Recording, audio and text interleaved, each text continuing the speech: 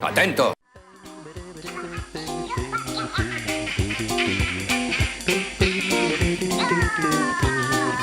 Permanece a la escucha.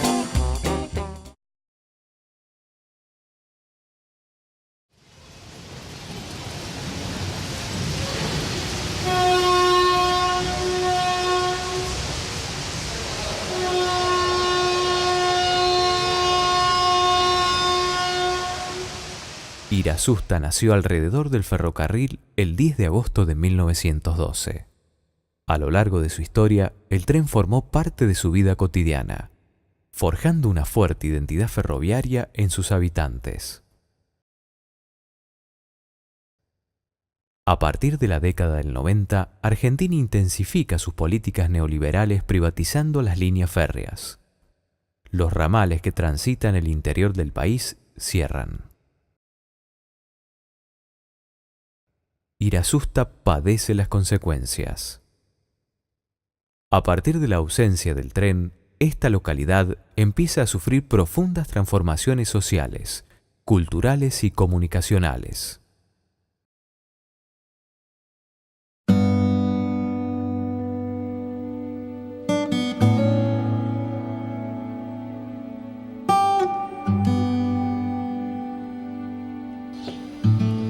Pero ¿sabés qué pasa? ¿Qué es lo que, por ejemplo, a mí particularmente, qué nos pasó cuando el tren se fue, que no vino más? Empezamos a pensar que nos estábamos quedando solos. ¿Viste? Como que te estaban olvidando en el medio del campo, así. Esa es la sensación que te da.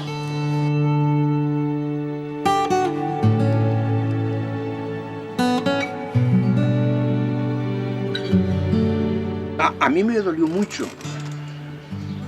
Estará bien como lo han hecho ellos, no sé, estará bien, porque yo no entiendo.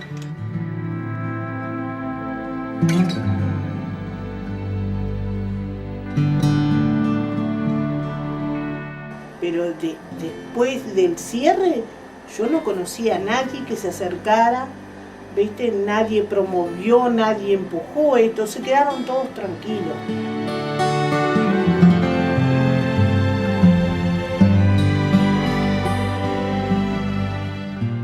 Tristeza.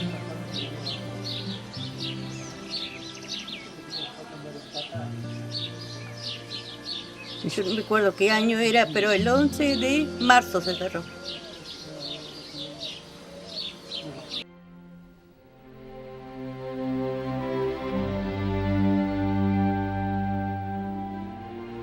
Era más vida que le daba a estos pueblos.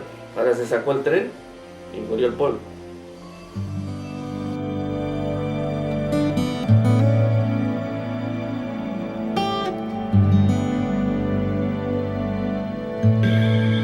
Lo que aprendimos en América Latina en los 80 y en los 90 es que todo lo que te quitaron, todo lo que destruyeron, no lo recuperás más. No lo recuperás más.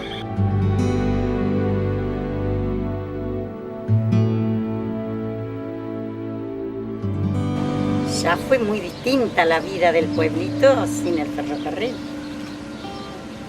Nada que ver. Porque fue como cortarle los brazos acá a la gente, mi hijo.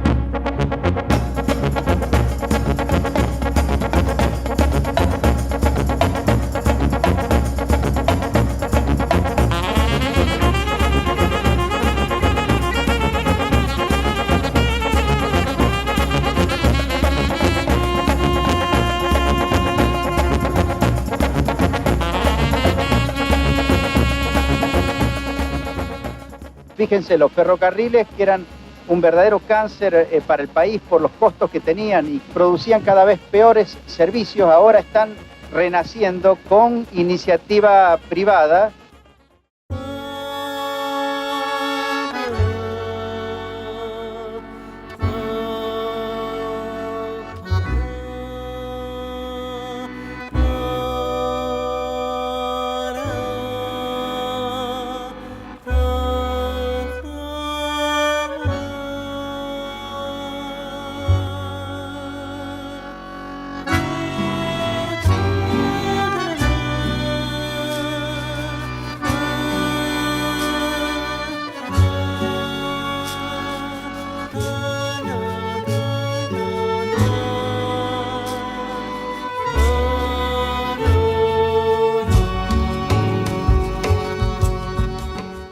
el trabajo dignificaba, el trabajo dignifica de alguna manera u otra. Nosotros veíamos que a las 5 de la tarde venían todos los empleados que hacían el mantenimiento de vía con sus valijitas, todos vestidos de azul, con las caras quemadas de estar al sol y su sombrero de corcho. Un sombrero de corcho para no quemarse el marote. Y bueno, eso era una cosa que a uno le gustaba, esa gente se ganaba la vida. Esa gente se ganaba la vida. Y tenían un soldazo en aquel tiempo. Suponete que plata de hoy, no sé, 3.000, 3.500 pesos ganarían. En ese tiempo les daban la ropa y todo. Y esa plata salió, dirás usted. Ahí se sintió más, ¿ves? Y con otros 7 que había ahí, y había 30 personas, 3 por 3, 9, y sería como hoy, le faltarían al pueblo 100.000 pesos. Mientras estaba el ferrocarril vos tenías la esperanza de que siempre iban tomando gente nueva. Porque el ferrocarril no solamente pasaba, sino que necesitaba el mantenimiento de las líneas, necesitaba el mantenimiento de las oficinas, de las boleterías, de las estaciones. Los empleados del ferrocarril eran los empleados de oficina, los empleados que les llamaban cambistas, que eran los que atendían el movimiento del tren, el enganche, el desenganche, el cambio de vía, todo lo que se llama la playa. Había, no sé, 2 o 3 que hacían ese trabajo, y en la oficina había 4 o 5, porque cumplían las 24 horas los turnos. Y eran todos. En la estación últimamente éramos 2 nomás que estábamos, porque se fueron achicando a medida que fue achicándose pero la cuadrilla, por ejemplo, trabajaban, eran 15 familias, 16 que vivían todo y cada familia podía hasta 4 o 5 hijos, 6, o sea que eran casi 90 personas más de la estación. Después, al terminarse el ferrocarril, la gente se fue yendo. Ya se fue apagando todo. Incluso yo que trabajaba en el correo y traía la correspondencia al tren. Y en el correo éramos 3. Y bueno, después me fui yo, después se fue el cartero y después se fue el jefe. No sé quién fue el que cerró la puerta del correo, no sé. Pretendemos con esto darle la posibilidad al trabajador, al obrero, una vida más digna, convirtiéndolos de proletarios en propietarios.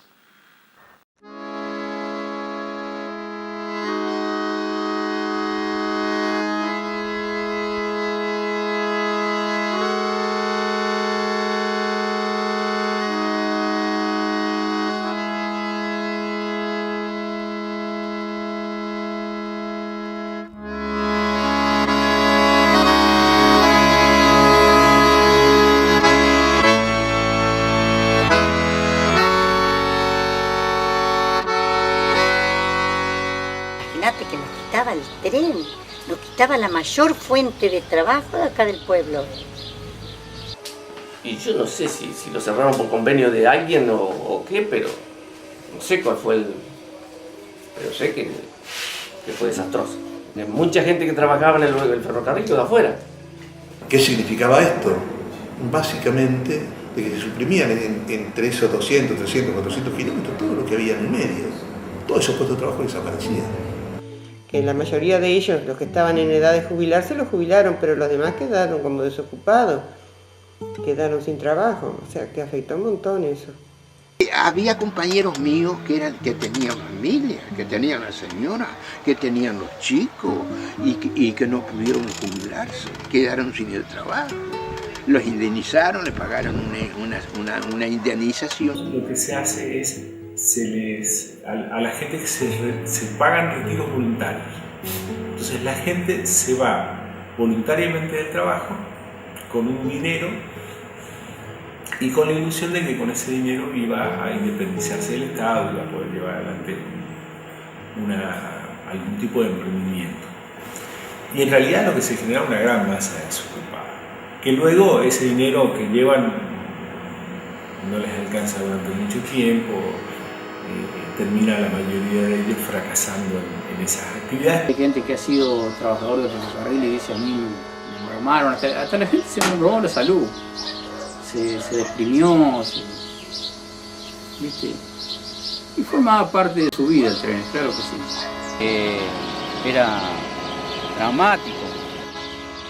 Un 50% de la gente se quedó sin trabajo, se quedó con familia en situaciones tremendas económicamente, sin casa, porque ir a una casa de un familiar para dormir, porque al cerrar el ferrocarril, supuestamente como él decía, venían los inspectores de ese momento y cerraban las puertas de las casas y de la vivienda de la gente que trabajaba ahí, y terminaba en la calle. Y me dolía mucho, me dolía tanto, usted sabe cómo me dolía a mí me dolía mucho. Y le digo, no son de mi familia los que quedaron sin el trabajo, sin jubilarse. Y a mí me dolía, yo decía, y si yo no me hubiera jubilado, ¿qué hubiera sido de mi vida?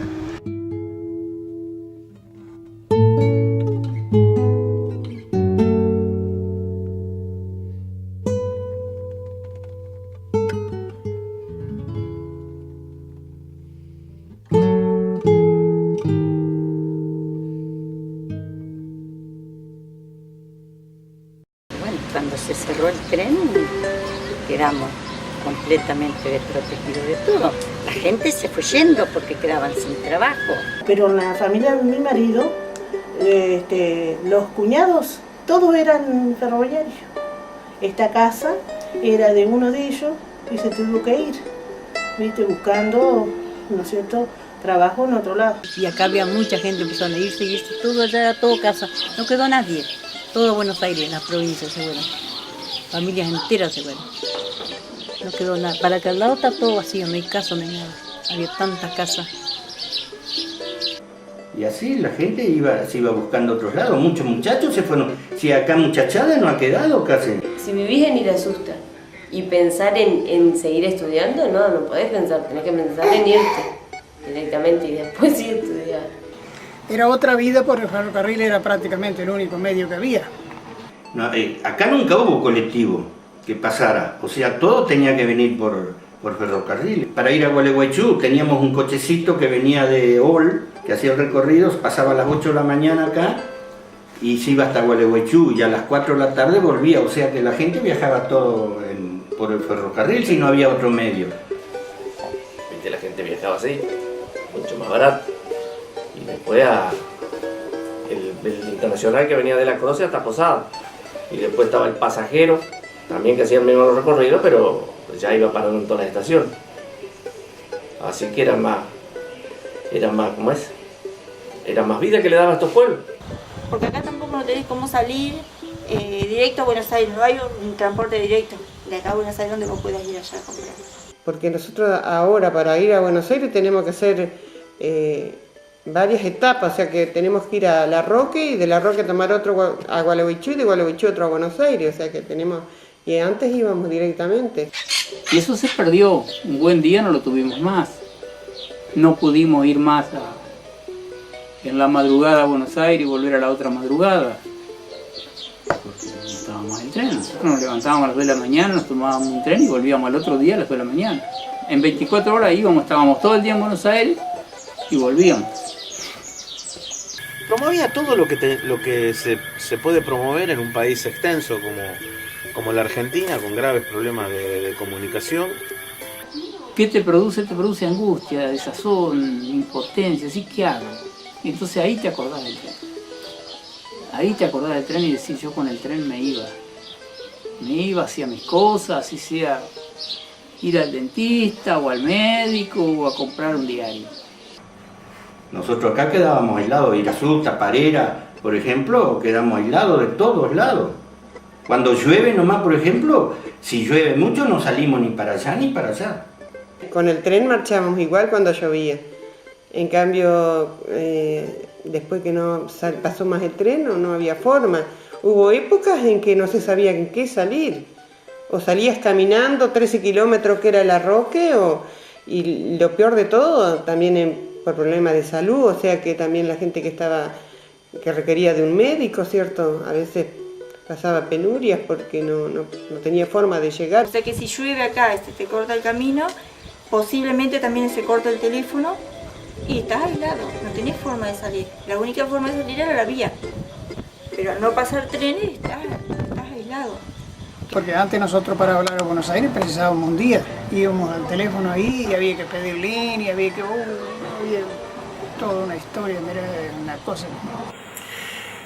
Por un lado se afecta la geografía cultural, en el sentido de que se empieza a producir el desamparo de aquellos de miles de pueblos que se crean a partir del ferrocarril, ¿no? Que por otro lado van quedando aislados no solo de un medio de transporte y comunicación, ¿no? Sino a la vez de un medio que generaba unas suertes de microeconomías en cada uno de los pueblos por donde pasaba el tren. La mercadería, supongamos, se traía directamente, venía de Buenos Aires a los comercios de acá. Incluso acá se embarcaba huevos, pollos, todo lo que producía en la zona rural. Que eso también fue un problema para la gente que ya no pudo mandar más, porque no había otro medio de transporte que pudiera hacerse cargo de llevar, ¿no?, esa producción. Hasta se llevaban muertos. A mí me pasó con mi abuelo, que falleció en épocas de mucha lluvia y lo llevaron en el tren al cementerio de Urdinarrey. Hoy no concebimos la vida sin nuestra computadora, los que laburamos con eso, los que necesitamos la computadora para trabajar todos los días, no concebimos no tener la computadora, el correo electrónico, navegar por internet, buscar información. Bueno, el tren fue eso.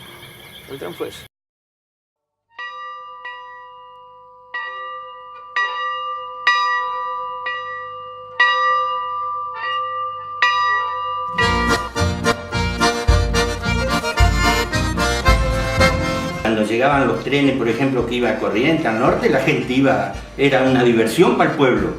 Bueno, y ahí se movilizaban todos, ya marchaban para la estación, algunos que estaban en el bar sentados, y vamos a ver qué pasa, dice, vamos, era una alegría ir a la estación.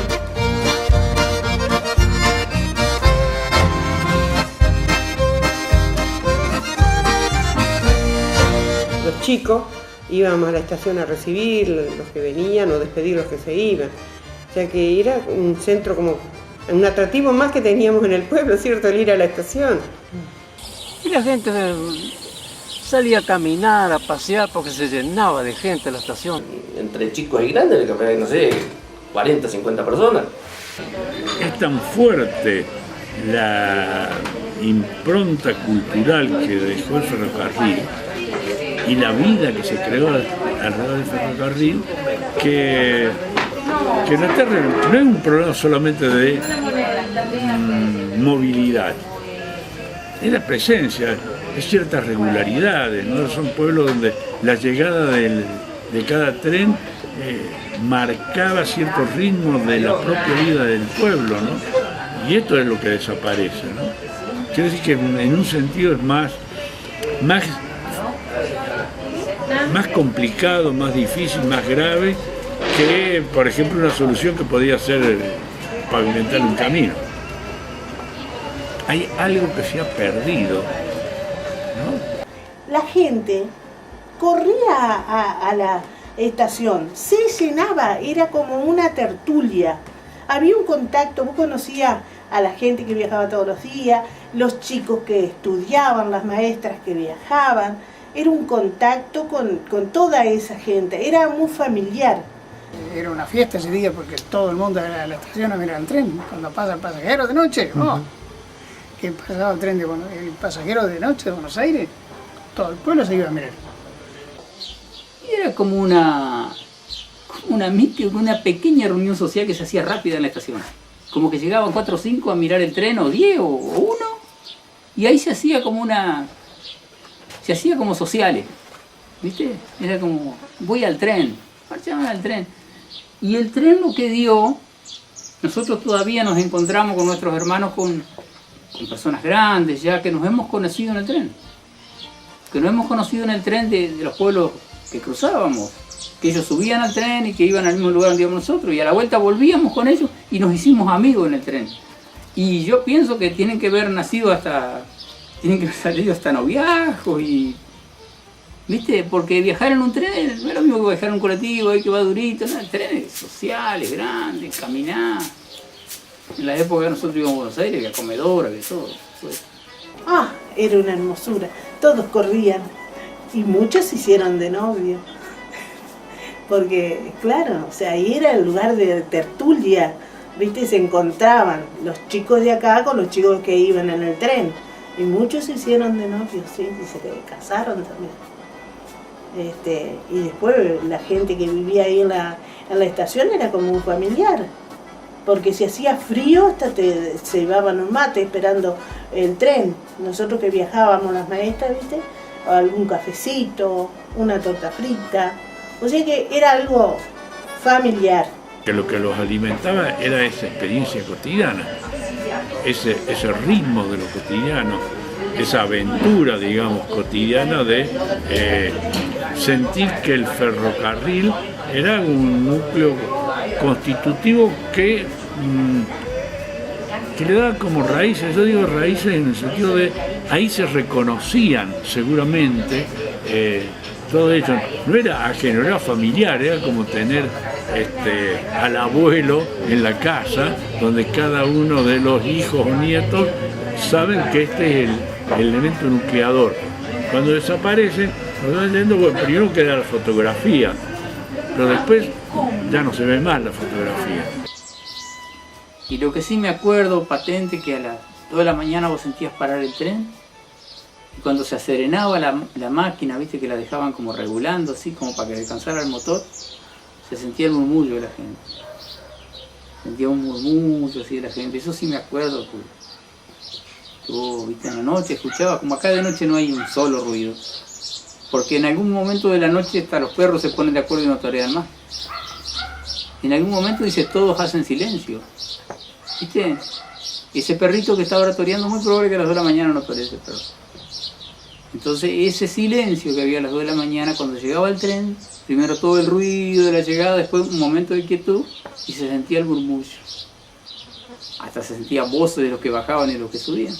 Los que llegaban, los que se iban, los que prometían volver y no volvían, los que volvían cansados después de un tiempo, y llegaban las cosas, las encomiendas, las cartas, y uno no cuesta demasiado trabajo, ¿no? Cerrar un poco los ojos, abrirlo y pensar que así eran todos los pueblos chiquitos de la Argentina, que tenían en el tren esa bocanada de oxígeno cotidiana, esa forma de estar conectados con la vida y la forma de entender que efectivamente la Tierra gira sobre su eje y alrededor del Sol era porque pasaba el tren. Era nada más y nada menos que eso.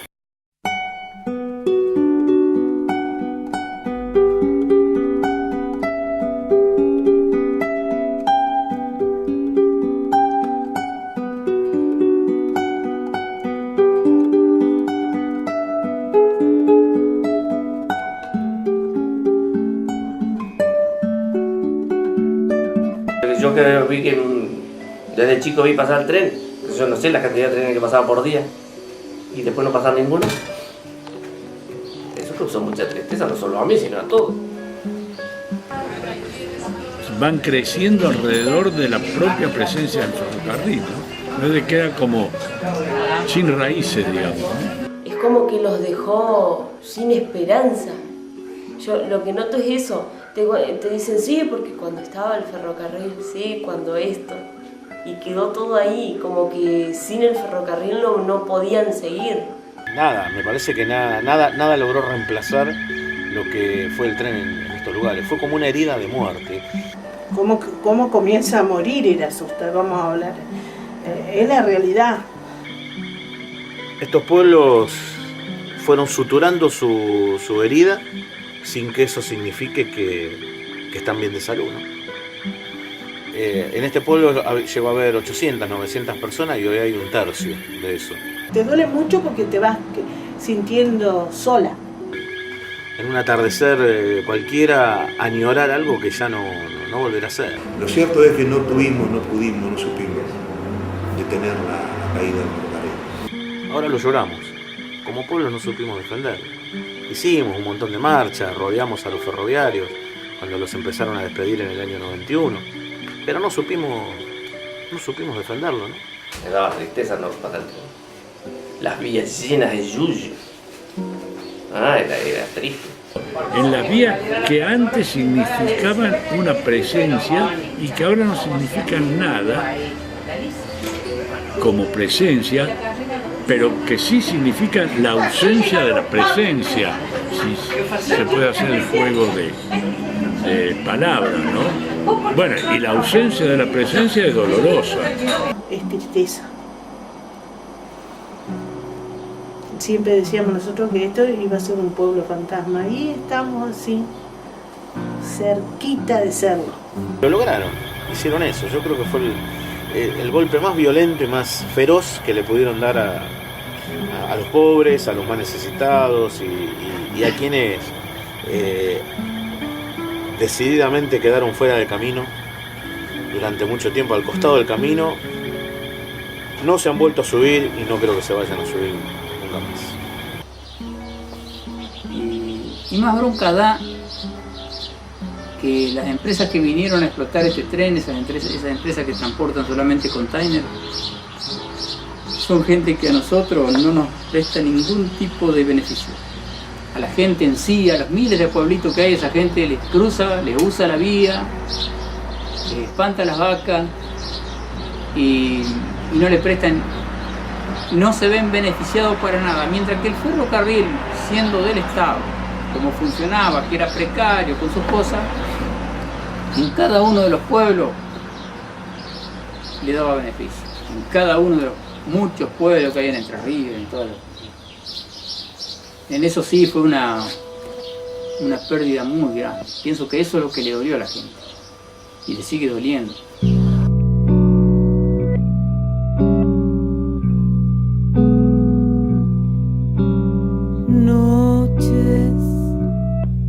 Noches de mi pueblo, donde los recuerdos salen a rondar. Noches llenas de fragancias, noches de la infancia que no vuelven más. Yo soy Roberto Sá, que estuve 16 años en el ferrocarril Urquiza. Lástima que dejó de funcionar porque a estos pueblos le daba vida. Prácticamente nosotros al terminarse el ferrocarril quedamos aislados de todo.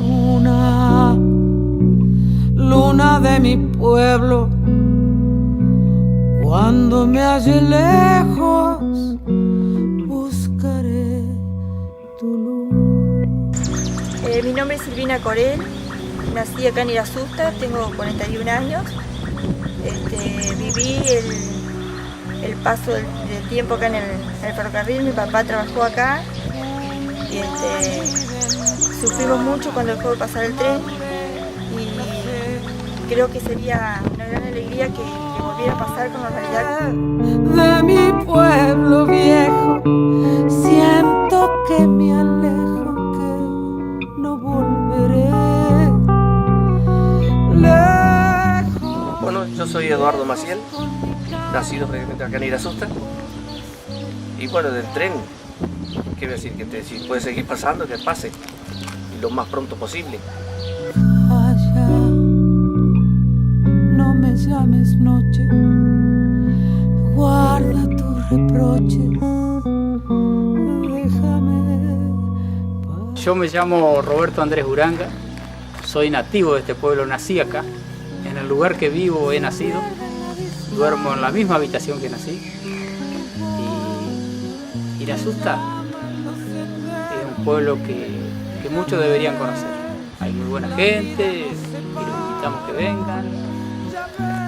Y gracias por venir a visitar, nos gusta. Muchas gracias. Tu luz se muere poco a poco, mi afán se agranda en el camino.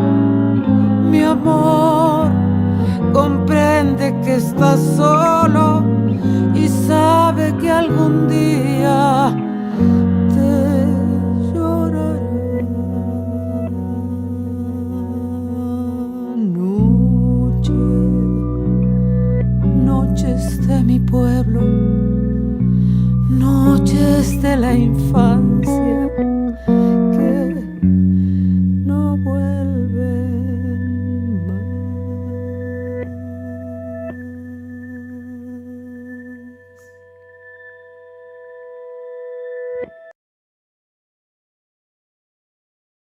¡Atento!